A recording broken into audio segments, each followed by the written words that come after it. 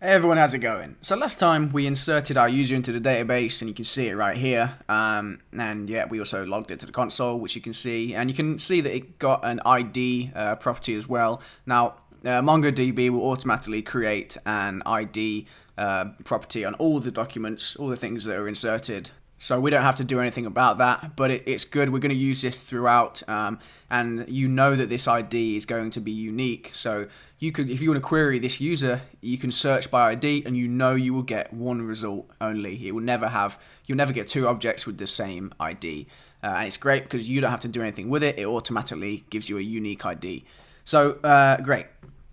What we're going to do now, though, is I'm going to show you something else we'll add to this user schema. It's real simple.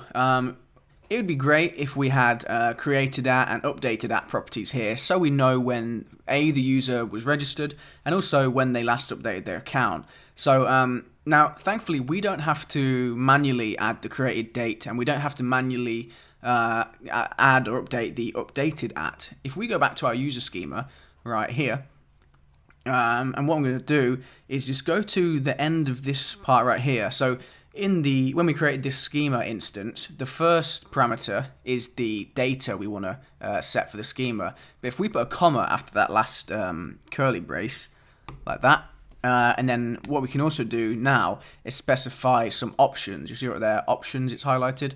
And the option we want to set on the schema is timestamps is going to be true, like this. So just by setting timestamps true, it will give timestamps to every document that's inserted into this collection. So let's go ahead and insert a new row. Oh, I have to restart the server first. Remember to do that.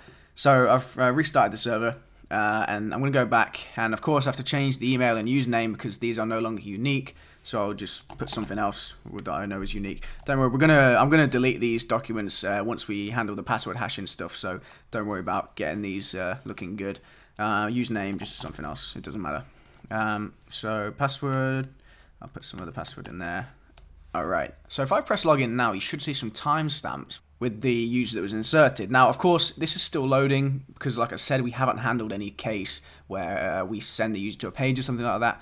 But we do now see the created at and updated at properties, and if I go back to here, you can visualize it. You do have to refresh the page, of course, by clicking the refresh button. I mean, you could refresh the page manually, but the refresh button helps. It's right there, and you can see it's added this created at and updated at timestamps. Now, the updated at one will automatically populate anytime you manually update these fields. So if we then allow the user to upload a profile picture and then they go in and change it, and it overrides this, it will automatically set the updated at property. We don't have to do anything with those. But the reason this is good is because, for example, with like posts, we can order by when they were created at. We can know when messages were sent, for example. So these are really useful fields to have, and we didn't have to do much work to get them. We just had to add one option. So yeah, a little trick there.